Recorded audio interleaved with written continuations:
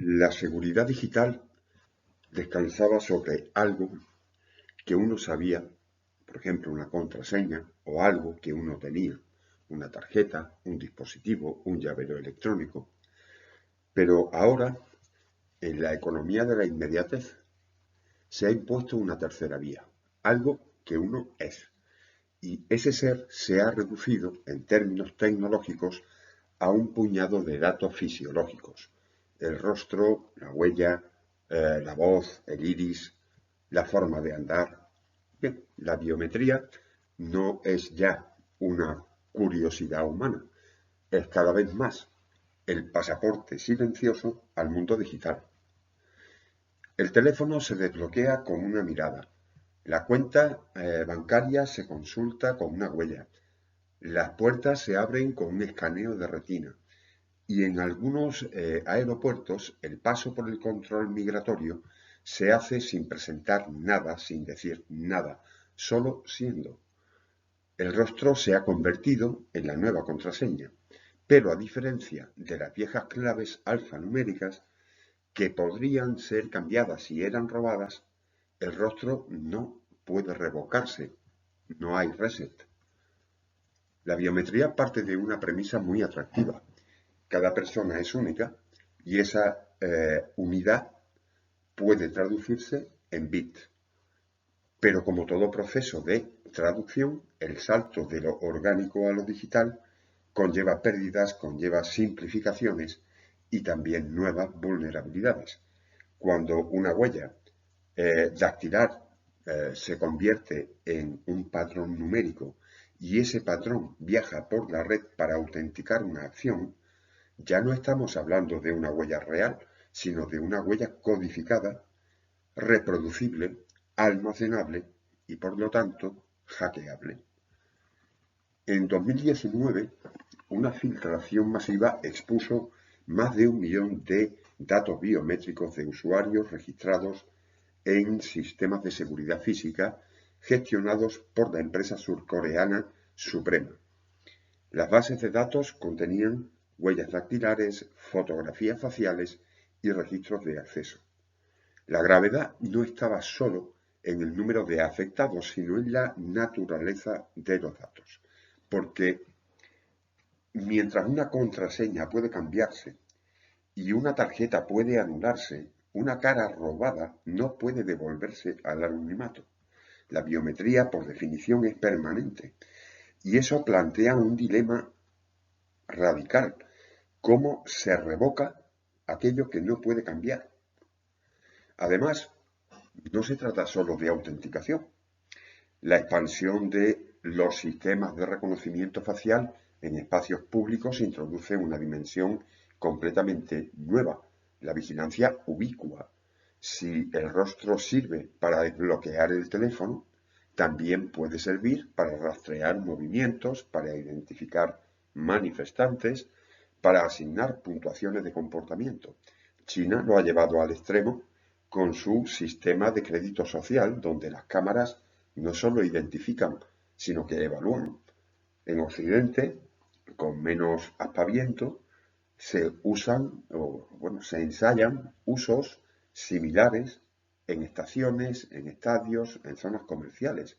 Así que la clave biométrica no es una cerradura, es una antena. Permite acceder y dejar rastro. Autentica, pero también perfila. Y en ese doble filo reside su mayor riesgo. Uno de los aspectos más complejos del sistema biométrico es su pretensión de universalidad.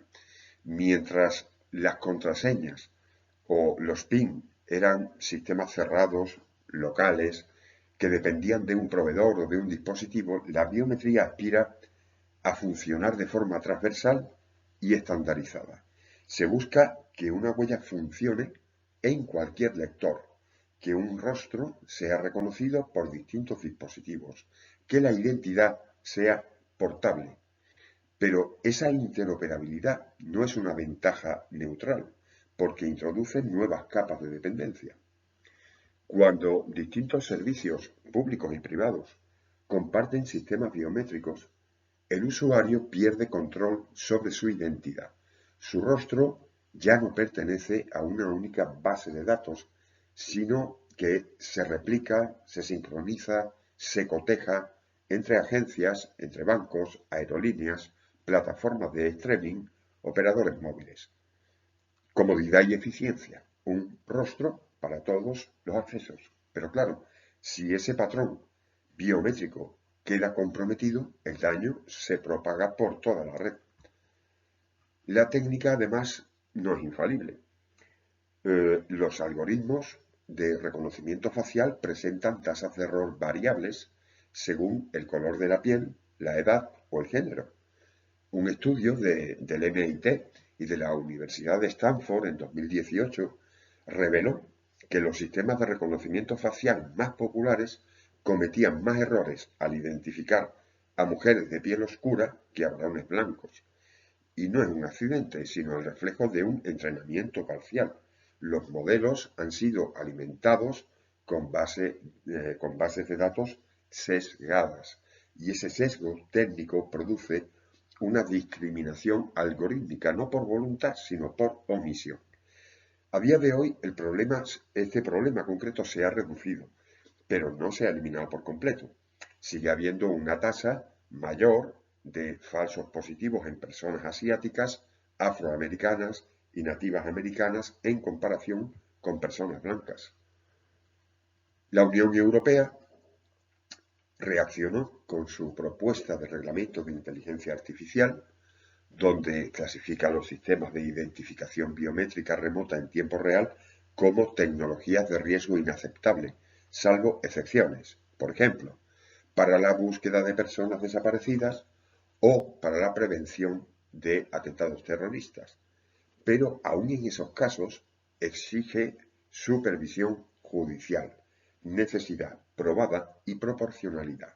Es un intento de contener lo que es irreversible, de frenar la expansión de la vigilancia bajo ropaje tecnológico. En América Latina, el panorama es más fragmentado.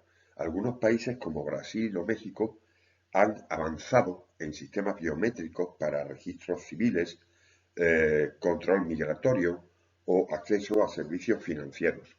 Pero en muchos casos la legislación va por detrás, casi siempre va por detrás del despliegue tecnológico y los mecanismos de supervisión son débiles o inexistentes. Lo que en teoría debía servir para proteger al ciudadano se ha convertido a menudo en una herramienta de control sin contrapesos. Y la paradoja es muy clara. Cuanto más se universaliza la biometría, más se diluye el consentimiento. El usuario no elige ser identificado por su rostro en una estación de tren o en la entrada de un edificio inteligente. Simplemente ocurre, el sistema reconoce, registra, coteja. La identidad se vuelve automática y con ella la vigilancia también. La biometría, por tanto, plantea una cuestión que va mucho más allá de la seguridad o de la eficiencia. ¿Quién posee nuestro cuerpo digital? Cuando el rostro se convierte en llave y esa llave está registrada en servidores de empresas privadas, lo que está en juego ya no es solo la protección de datos personales, sino la propiedad misma de la identidad. Lo biométrico no es información externa, es el cuerpo, es la voz, es el gesto, la forma de moverse.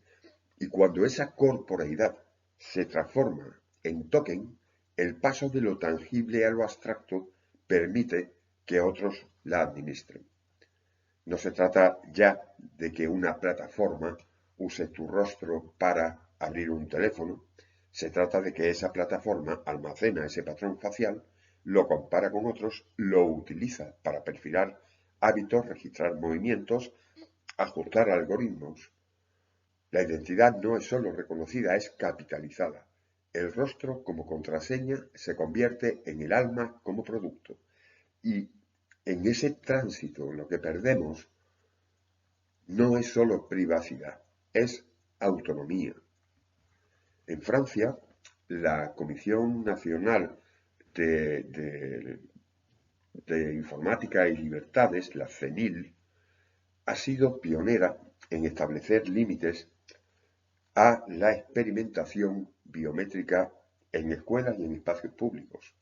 En 2019, por ejemplo, vetó el uso de sistemas de reconocimiento facial en dos institutos de Niza y de Marsella, argumentando que no existía una proporcionalidad adecuada entre el fin perseguido, que era el control de acceso, y el riesgo de tratamiento masivo e invasivo de datos personales.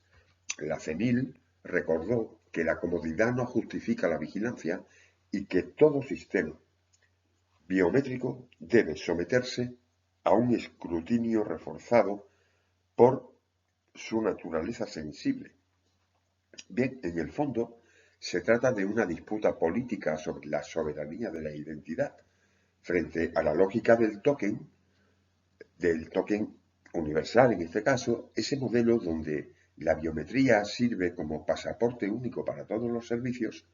Algunos expertos plantean alternativas basadas en identidad soberana y en verificación descentralizada. En lugar de almacenar los datos biométricos en servidores de terceros, el patrón podría guardarse de forma cifrada y local en el dispositivo del usuario, controlado solo por el propio usuario. Otros sugieren el uso de biometría revocable, donde los patrones sean variables de un solo uso o combinados con factores dinámicos. Bueno, la pregunta, sin embargo, sigue en pie. ¿Cómo legislar algo que forma parte de nosotros? Las huellas digitales, las formas de caminar, el iris, no han sido diseñados para ser contraseñas, han sido heredados, moldeados por la biología y son únicos, pero no son secretos. Y al convertirlos en clave, los hemos sacado del cuerpo para entregarlos al mercado.